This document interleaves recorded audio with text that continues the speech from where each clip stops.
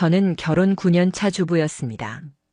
사실 그동안의 제 결혼 생활은 남들에게 부러움을 산다거나 소설처럼 특별한 사건이 있는 건 아니었어요. 그렇지만 큰 불만도 없는 편안한 삶이었습니다. 남편은 조용하면서도 책임감이 강한 사람이었고 직장에서든 가정에서든 해야 할 일을 묵묵히 해내는 성격이었기 때문에 저는 그 점을 늘 믿고 의지했어요. 아이가 없어서 둘만의 시간이 많았지만 저희는 그런 시간을 나름 잘 활용했습니다. 퇴근 후 함께 밥을 먹고 주말이면 근교 드라이브도 가고 때로는 카페에서 책을 읽으며 시간을 보내기도 했습니다. 우린 무난하게 그러나 안정적으로 살아가고 있구나라는 안도감 같은 게 있었던 거죠. 그래서였을 겁니다. 이 모든 일이 시작되었을 때 제가 받은 충격이 더 컸던 이유가 평생을 함께할 거라고 믿었던 사람에게 뒤통수를 맞았다는 사실은 상상만으로도 끔찍한데 그게 제 현실이 되리라고는 단 한 번도 의심해 본 적 없었으니까요. 남편의 변화는 몇 개월 전부터였습니다. 원래 투자에는 전혀 관심이 없던 사람이었거든요. 그런데 어느 날부터인가 퇴근하자마자 유튜브에서 경제 채널을 틀어놓거나 휴대폰으로 코인 시세와 주식 정보를 확인하더군요. 사실 처음에는 그리 이상하다고 생각하지 않았습니다. 요즘은 누구나 재테크에 관심을 가지기도 하고 저도 남편이 부지런히 경제 공부를 하는 모습이 보기 나쁘지 않았습니다. 저도 속으로 이제야 미래를 챙기려는 걸까? 나쁘지 않네 하며 오히려 은근히 흐뭇했을 정도였죠. 하지만 남편은 점점 달라졌습니다. 단순히 공부하고 정보를 보는 수준을 넘어서 밤늦게까지 휴대폰에 몰두하거나 새벽 2, 3시까지 온라인 강의를 듣곤 했습니다. 평소엔 일찍 잠드는 사람이었는데 언제부턴가 새벽마다 파란 휴대폰 불빛이 방 안을 스쳤습니다. 저는 몇 번이나 잠결에 눈을 떴고 그때마다 남편은 무언가를 쓰고 있거나 메시지를 주고받고 있었습니다. 그것도 제가 조금만 인기척을 내면 황급히 화면을 꺼버리곤 했어요. 이쯤 되자 의혹은 피할 수 없게 되었죠. 저는 조심스럽게 물어봤습니다. 일찍 자야 내일 힘든 거 아니야? 도대체 누구랑 그렇게 연락하는 거야? 남편은 별일 아니라는 듯 회사 선배가 소개해준 투자 모임에서 알게 된 사람들과 연락한다고만 했습니다. 얼버무리듯 그리고 대충 넘어가려는 태도였어요. 저는 순간 이상하다고 느꼈지만 굳이 집착스럽게 캐묻고 싶지 않아 의심을 눌렀습니다. 그런데 긴장감은 점점 선명해졌습니다. 아침 식탁에서도 제가 바로 옆에 있는데도 남편은 휴대폰 알림에 눈길을 빼앗기더군요. 심지어 저녁에 같이 TV를 보다가도 낯선 번호에서 알림이 오면 혼자 피식 웃거나 가볍게 한숨을 내쉬곤 했습니다. 저는 그 표정들이 정말 낯설었습니다. 그건 단순히 투자 얘기를 할 때 지을 만한 표정이 아니었거든요. 그 안에는 설명할 수 없는 감정이 섞여 있었습니다. 긴장감, 설렘, 혹은 은근한 들뜸 같은 감정 말이에요. 결정적인 순간은 제가 일부러 부엌에서 소리를 내봤을 때였습니다. 어느 날 새벽이었죠. 남편이 잠든 줄 알았는데 희미한 휴대폰 불빛이 이불 속에서 새어나오더군요. 저는 일부러 컵을 떨어뜨려 소리를 냈습니다. 보통이라면 놀라서 고개라도 돌릴 텐데 남편은 그 순간에도 화면에서 눈을 떼지 않았습니다. 마치 주변의 모든 것에 귀를 닫고 오직 그 속 내용에만 몰입한 듯 했죠. 그 모습을 보면서 저는 이상한 안도감 대신 차가운 확신을 느꼈습니다. 이건 단순한 투자 모임이 아니야. 남편은 분명 누군가와 그것도 보통의 관계가 아닌 특별한 관계를 이어가고 있었습니다. 며칠 뒤 상황은 폭발했습니다. 남편이 샤워 중이었고 거실에 두고 간 핸드폰이 울렸어요. 화면에 잠시 알림이 떴습니다. 저는 애써 안 보려 했지만 그 문장은 제 눈을 사로잡을 수밖에 없었습니다. 오늘도 그 사람인 줄 알고 심장 멎는 줄 키읔키읔. 발신인은 최정 투자방. 식은땀이 쏟아지듯 흘렀습니다. 투자방이라는 이름으로 저장된 여자. 그런데 메시지 속 그 사람이라는 표현이 어떤 의미인지 모르는 사람은 없겠죠. 그날 저녁 저는 최대한 평온한 척 행동했습니다. 식탁에 반찬을 올리고 애써 평소처럼 웃었죠. 무작정 따져봤자 남편이 잡아떼면 제가 오히려 이상한 사람 되는 것 아닌가 하는 생각이 들었습니다. 그래서 오히려 더 차갑게 머리를 굴렸습니다. 어떻게 하면 증거를 확실히 잡을 수 있을까? 휴대폰을 어떻게 확인할지, 어떤 방식으로 추적할지.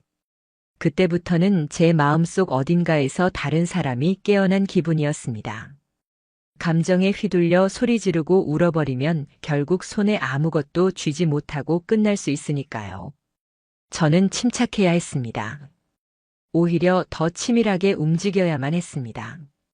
며칠 후 남편이 외출 준비를 서두르던 날이 있었습니다. 강의를 들으러 간다면서 셔츠까지 다려입고 향수까지 뿌렸죠. 투자 강의를 듣는데 이런 정성을 들릴 리가 없었습니다. 이상하다는 느낌은 확신으로 바뀌었고 저는 그날 몰래 남편을 뒤따라갔습니다.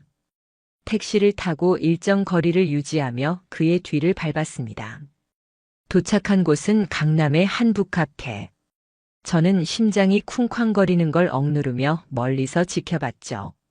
그런데 제 눈앞에서 더 충격적인 장면이 펼쳐졌습니다. 남편보다 먼저 도착해 있던 여자 하나. 긴 웨이브 머리에 회색 니트 원피스를 입고 있었습니다. 그녀의 앞에는 종이봉투가 있었고 남편이 들어서자마자 그녀는 자연스럽게 봉투를 밀어주었습니다. 그들의 시선이 마주칠 때, 웃음이 터질 때, 팔짓 하나와 얼굴 각도까지. 그것은 처음 만나는 이들이 아닌 오래된 연인의 모습이었습니다. 눈빛 속에 흐르는 따스함과 입술 끝에 번지는 익숙함이 모든 걸 말해주고 있었습니다. 제 손은 문고리를 붙잡았다가 놓기를 반복했습니다. 당장 뛰어들어가 소리치고 싶었죠. 그러나 제 안에 다시 이성이 속삭였습니다.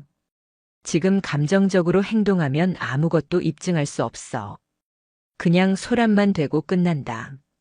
그러면 그들은 부인할 수 있고 나는 미쳐버린 사람 취급만 당하겠지. 저는 치를 떨며 발걸음을 돌렸습니다.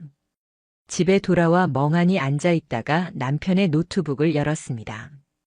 그리고 저는 그곳에서 또 다른 흔적을 발견했습니다. 남편이 제 명의로 가입해둔 투자 모임 커뮤니티, 그곳에 활동 기록이 있었습니다. 닉네임은 제이윤. 글이 몇 개 남아 있었는데 가장 최근 글에 쓰여 있던 문장이 제 심장을 도려냈습니다. 이곳에서 찾은 유일한 위안.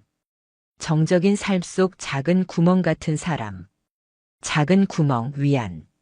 그는 도대체 저와의 가정을 무엇이라 생각했던 걸까요?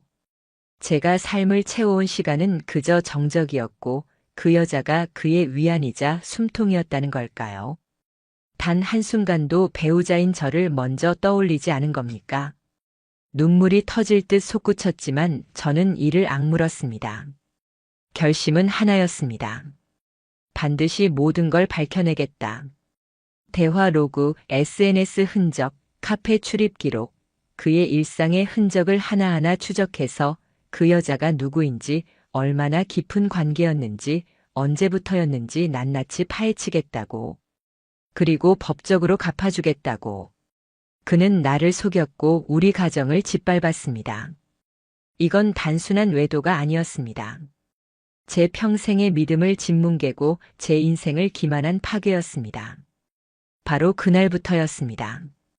제 속에 숨어있던 무너진 아내가 아니라 싸움을 시작하려는 전사가 깨어난 게 이제 나는 이 배신의 전쟁을 끝까지 치를 준비가 되어 있었습니다.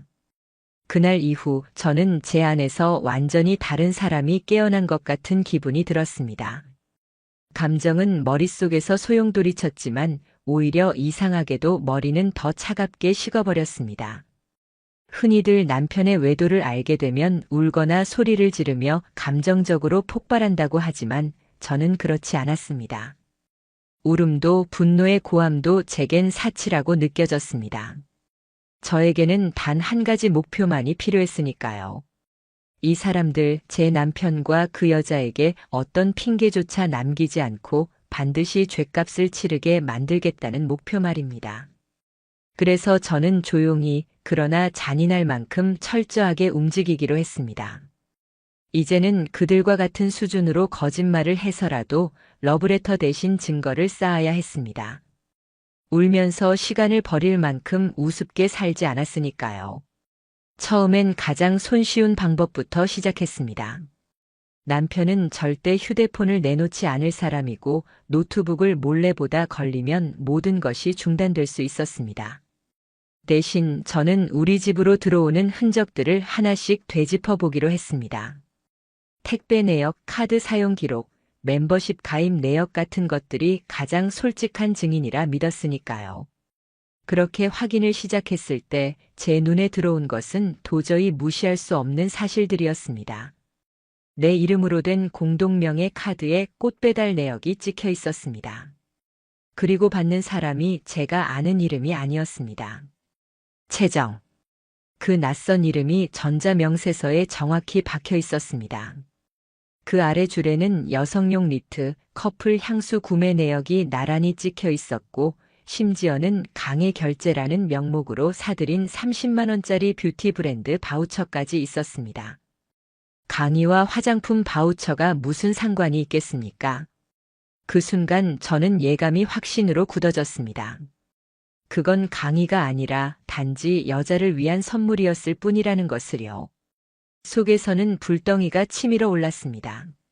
하지만 제 손은 믿기지 않을 만큼 침착했습니다. 모든 내역을 하나하나 캡처하고 복사하고 출력했습니다. 마치 수사관이라도 된 듯 작은 흔적 하나도 놓치고 싶지 않았습니다. 증거를 완벽히 갖춰야 했습니다. 핑계조차 댈 수 없게 절대로 빠져나가지 못하게 말입니다. 결정적으로 저를 무너뜨린 건 이메일이었습니다. 남편은 평소 이메일을 거의 사용하지 않았습니다. 그래서 이상하게 느껴졌습니다. 어느 날 우연히 확인한 메일함 안에서 저는 또다시 채정이라는 이름을 보게 되었습니다. 제목은 짧았습니다. 내일 오후 4시 반포센터 회의실에서 봐요. 지난번처럼요. 그 문장을 보는 순간 온몸에서 힘이 빠져나가는 듯 했습니다. 지난번처럼이라니. 이 말은 그동안 만나왔고 반복되어 왔다는 뜻이 아닐까요? 단발적으로 끝난 일이 아니라 이미 습관처럼 이어지는 어느 관계라는 점이 저를 차갑게 절망 속으로 밀어넣었습니다. 하지만 그 절망 속에서 저는 더더욱 이성을 차렸습니다. 이제 더는 미룰 수 없어. 확실히 끝을 봐야 해. 그렇게 결심했고 결국 저는 전문적인 도움을 받기로 했습니다. 바로 사설 탐정 사무소였습니다. 사무실 문을 열었을 때 생각보다 차분한 분위기에 놀랐습니다. 상담사는 제 이야기를 조용히 들어주었고 이미 수많은 이런 사건을 마주해온 듯한 단단한 눈빛을 갖고 있었습니다. 그 눈빛에 오히려 제가 안정되는 느낌이었습니다. 남편분 차량은 본인 명의입니까? 네, 제 이름으로 등록되어 있어요. 그럼 GPS 추적 가능합니다. 통신 기록도 협조하실 수 있나요? 물론이죠. 그 부분도 제 명의로 대부분 되어 있습니다. 그렇다면 바로 시작할 수 있습니다. 일정 분석과 함께 조사 진행하겠습니다. 대신 며칠은 일상에서 흔적을 보이지 마십시오. 저는 주저할 이유가 없었습니다. 사실상 끝을 결심한 상황이었으니까요. 이후 며칠 동안 저는 아무 일 없다는 듯 행동했습니다. 평소와 다름없이 저녁을 차려주고 대화도 나눴습니다. 남편은 여전히 제 눈치를 보지 못한 채 스스로 안심한 듯 보였습니다. 오히려 투자가 점점 잘 돼서 수익이 나고 있다는 말까지 했습니다. 그 말은 제 귀에 칼처럼 치명적으로 들렸습니다. 수익. 아마 그의 말 속 수익은 오직 그 여자와의 관계가 불러온 짜릿함이겠지요. 일주일쯤 지났을까요? 탐정 쪽에서 연락이 왔습니다. 오늘 확실한 증거를 확보했습니다. 그 말을 듣는 순간 심장이 무너져 내리는 듯 하면서도 한편으론 묘한 해방감이 느껴졌습니다. 드디어 거짓말의 가면을 벗겨낼 수 있겠구나. 영상 속 그는 양복을 깔끔히 차려입고 오피스텔 건물 안으로 들어갔습니다. 그리고 몇 분 뒤 같은 건물에서 한 여자가 나왔습니다. 그녀가 바로 채정이라는 사람이었습니다. 탐정은 그녀에 대해 정보를 알려주었습니다. 나이 36, 과거 보험회사에 다녔고 현재는 부동산 커뮤니티에서 재무 코치로 활동한다는 사실 말입니다. 처음에는 단순히 그런 여자도 있겠지라고 생각했습니다. 그런데 탐정이 사진을 보여주자 제 머릿속에서 무언가가 번쩍 스쳐갔습니다. 그 얼굴. 낯설지 않았습니다. 저는 금세 기억해냈습니다. 바로 제 대학 동기 중 한 명이었습니다. 이름은 잘 알지 못했지만 얼굴은 축제 무대 위에서 춤을 추던 모습으로 기억하고 있었습니다. 강렬했던 그 인상. 바로 그 여자가 제 남편과 불륜을 하고 있었습니다.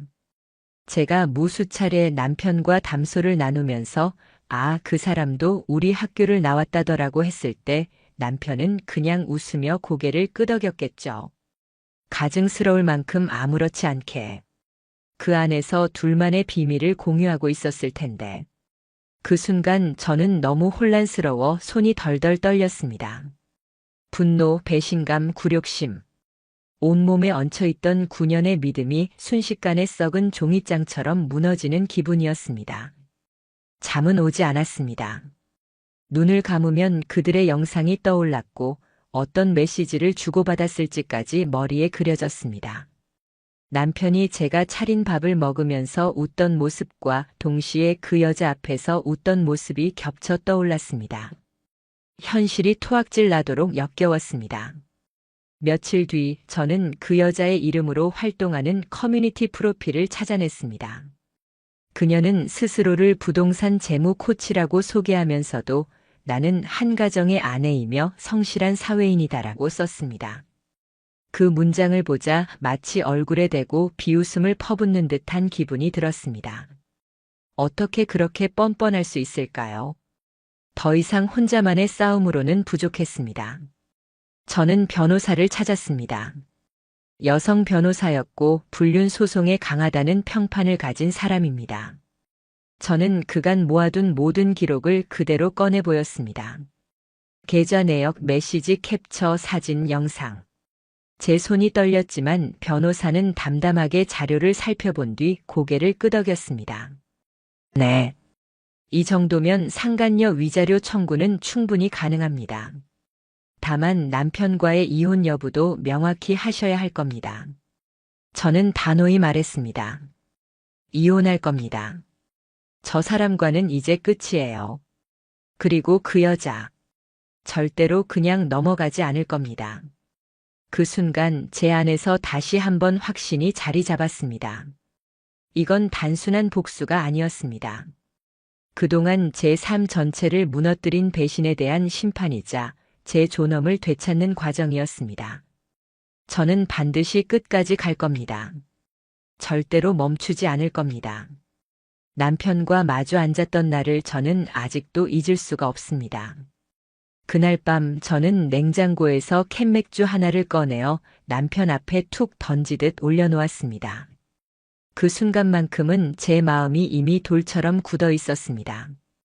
당신 오늘 반포 쪽 다녀왔죠? 제 질문에 남편은 고개를 갸우뚱하며 저를 보았습니다. 순간적으로 그 표정이 얼마나 가증스러운지 속이 뒤집어질 정도였습니다. 무슨 소리야? 나 오늘 회사에만 있었는데.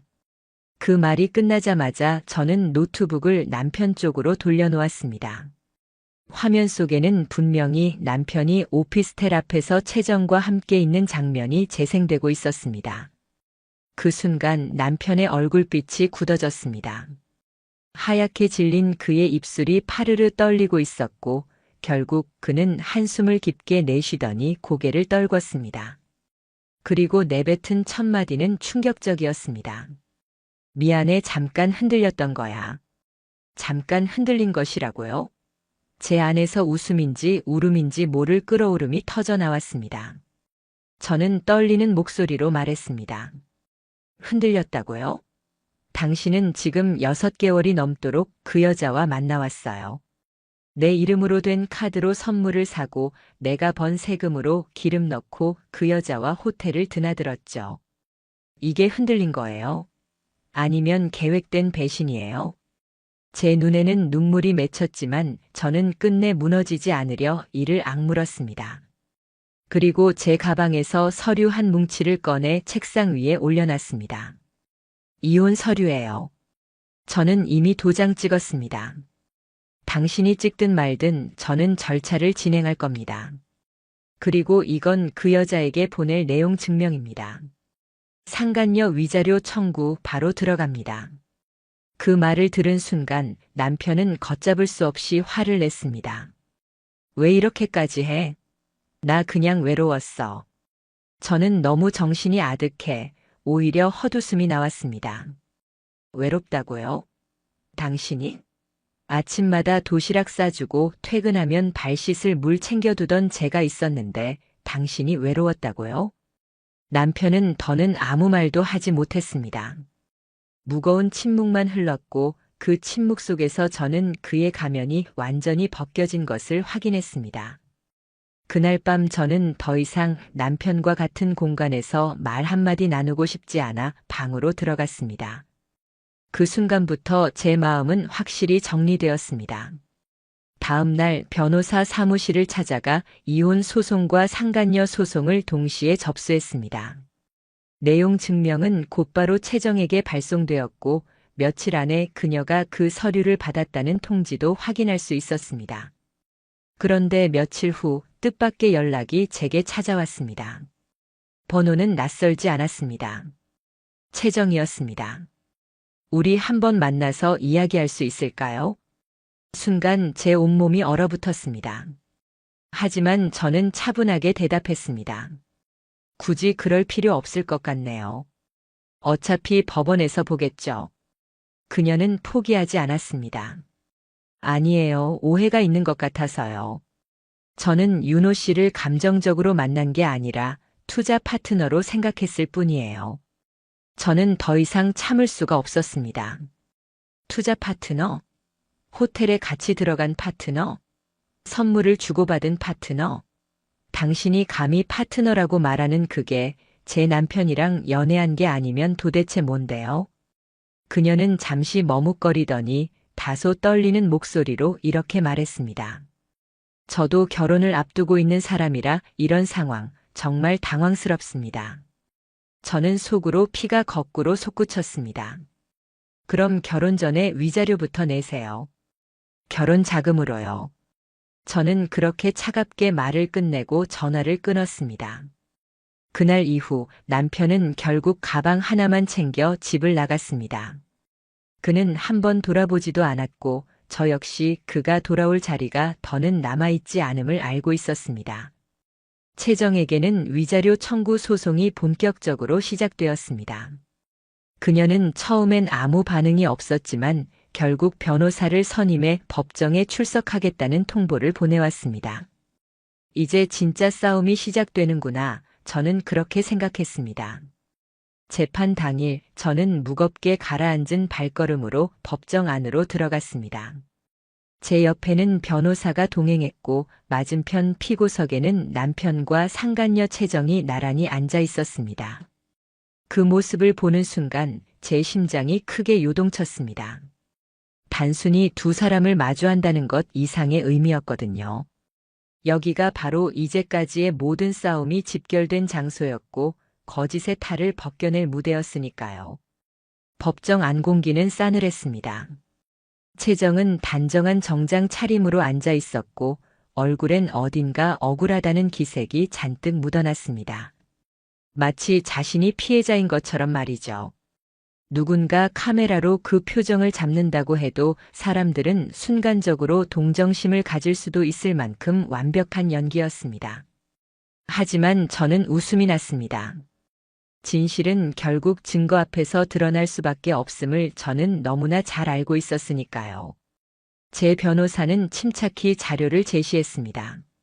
원고 측은 혼인 관계 유지 중 피고 남편이 상간녀 채정 씨와 부적절한 관계를 지속해온 증거를 확보했습니다. 원고는 그로 인해 극심한 정신적 피해와 혼인의 붕괴를 겪었습니다. 이어서 차례차례 증거들이 제출되었습니다. 영상, 메신저 대화 캡처, 오피스텔 출입 기록, 카드 내역서. 그 모든 것이 거짓을 용납하지 않는 무게로 법정 중앙에 놓였습니다. 증거물이 하나 나올 때마다 남편은 고개를 숙였고 채정은 불편한 듯 꼼지락거리며 얼굴을 감췄습니다. 제가 제출한 증거만으로도 이미 상황은 기울어 있었지만 그럼에도 채정은 입을 열었습니다. 저는 정식 연애 관계가 아니었습니다. 윤호 씨에게 들은 말은 이미 이혼 절차 중이라는 거였고 별거 중이라고 들었습니다. 저 역시 기만당한 피해자입니다. 그 순간 제 안에서 분노가 치밀어 올랐습니다. 저는 그녀의 눈을 똑바로 마주보며 웃음을 흘렸습니다. 별거 중이었다고요? 그럼 그 수많은 다정한 메시지들과 호텔 출입 기록들은 뭡니까? 제가 매일같이 만든 도시락을 남편이 회사에 가져갈 동안 당신은 그와 밤을 보냈죠. 피해자요? 그럼 저는 뭡니까? 당신이 다정하게 손을 잡고 웃을 때 저는 그 자리에서 밥을 짓고 있었습니다. 판사의 눈빛이 채정을 향했습니다. 그리고 그녀의 준비된 듯한 억울함은 점차 무너져 갔습니다. 재판은 그렇게 진행되었습니다. 그리고 며칠 뒤 저는 남편의 직장에서 소식을 듣게 되었습니다. 회사가 이미 조사를 진행했고 그는 사내 윤리 규정 위반으로 징계를 받았습니다. 중요한 프로젝트에서도 제외되었고 결국 자진 퇴사했다는 소문이 돌기 시작했습니다. 저는 놀라지 않았습니다. 결국 모든 것은 무너질 운명이었으니까요. 며칠 후 남편은 저를 다시 찾아왔습니다. 낡은 가방 하나만 들고 얼굴은 초췌하게 변해 있었습니다. 미안하다. 내가 너무 어리석었어. 다시 시작할 수 없을까? 그의 목소리는 떨리고 있었고 눈가에는 눈물이 맺혀 있었습니다. 심지어 무릎까지 꿇으며 매달렸습니다. 그 여자한테도 나 이용당한 거야. 결국 남은 건 너뿐이야. 나 이제 아무것도 없어. 저는 그 말을 듣고 오히려 차갑게 웃음이 났습니다. 그래요, 맞아요. 당신 이제 아무것도 없어요. 하지만 그건 제가 바란 결과가 아닙니다. 당신 스스로가 초대한 결과예요. 저는 이제 당신을 남편으로도 사람으로도 신뢰하지 않습니다. 저는 이미 끝났다고 했습니다. 기억 안 나세요? 저는 끝까지 간다고 했죠. 그날 이후 남편은 제 앞에서 완전히 무너져 내렸습니다. 그리고 저는 더 이상 그를 돌아보지 않았습니다. 한편 채정의 몰락도 시작되었습니다. 그녀는 SNS를 전부 삭제했고 자신이 활동하던 부동산 커뮤니티에서도 사라졌습니다. 강사로 강연을 나가던 몇몇 기업들도 계약을 끊어버렸다는 이야기가 들려왔습니다. 무엇보다 충격적이었던 건 그녀에게 약혼자가 있었다는 사실이었습니다. 지방에서 사업을 하던 한 남성이었는데 이번 사건이 알려지자 바로 파혼했다고 합니다. 한때 모든 걸 다 가진 것처럼 보였던 두 사람이 불과 몇 달 만에 이렇게 무너져 내릴 줄 누가 예상했을까요? 하지만 저는 알고 있었습니다. 거짓으로 쌓은 삶은 금세 균열이 생기고 언젠가 무너질 수밖에 없다는 것을요. 판결날 아침은 하늘이 잔뜩 흐려 있었습니다.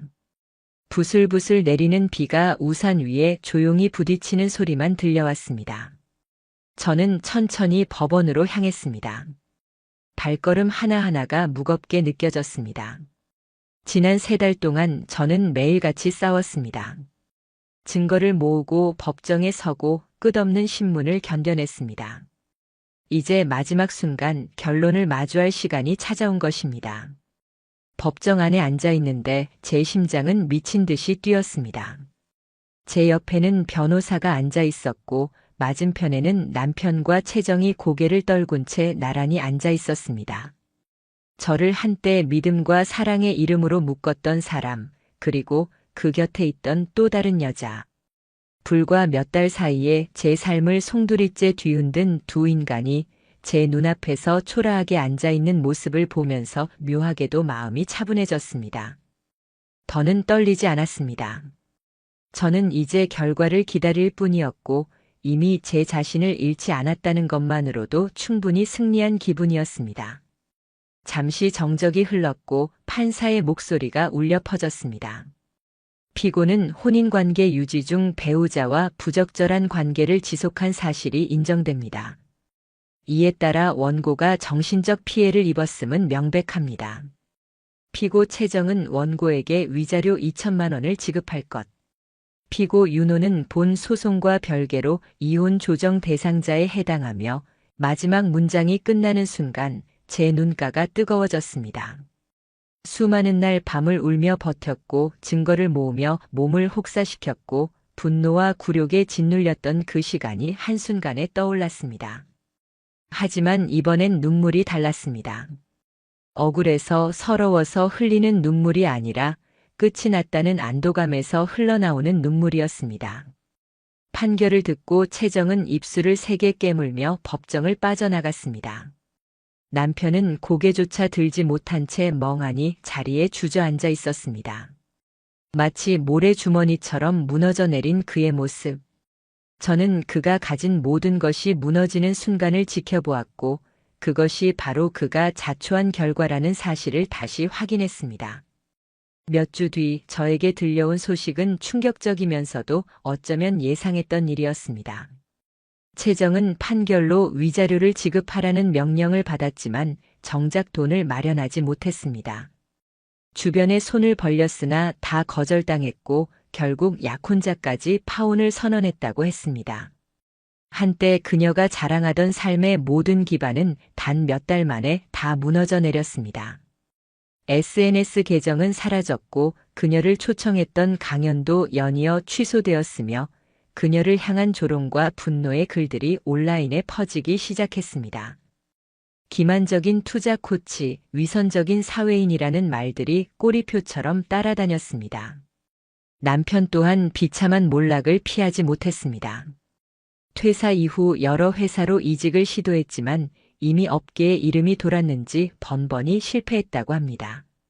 신중하던 인사 담당자들이 그를 기피했다는 이야기도 들려왔습니다. 결국 그는 고시원으로 들어갔다는 소문이 마지막이었고 더 이상 저에게 연락할 용기조차 내지 못했습니다. 하지만 참 신기했습니다. 불과 몇 달 전까지만 해도 그들을 생각하면 분노와 증오가 치밀어 올랐는데 이제는 그럴 필요조차 느껴지지 않았습니다. 오히려 감사한 마음이 들 정도였습니다. 그렇게 잔인하고 철저하게 배신당했기 때문에 저는 오히려 진짜 제 자신을 다시 찾을 수 있었으니까요. 그 후로 저는 법률 상담소나 여성센터를 자주 찾았습니다. 저와 같은 처지에 놓여 있는 사람들을 돕고 싶다는 마음이 생겼기 때문입니다. 가정을 지키기 위해 끝까지 버티려 했던 아내에서 이제는 다시 일어난 사람으로 제 자리가 바뀌었습니다. 법원에서 나오던 날 하늘은 여전히 흐려 있었지만 금세 비가 그쳤습니다. 구름 사이로 햇빛이 스며들며 제 앞길을 밝혔습니다. 저는 그 자리에 서서 깊게 숨을 들이마시고 이렇게 속삭였습니다. 이제 진짜 끝났어. 그리고 나는 다시 시작할 거야. 그 말은 누구에게 들려주기 위한 말이 아니었습니다. 제 자신을 향한 선언이었습니다. 다시는 누구의 그림자 속에서 무너져 있지 않겠다는 약속, 이제는 제 삶을 제 손으로 빛나게 만들겠다는 다짐. 그 순간 저는 비로소 알 수 있었습니다. 저는 패배자가 아니라는 사실을. 오히려 모든 걸 잃어버린 줄 알았던 제가 이제야 처음으로 제 자신을 되찾았다는 사실을요.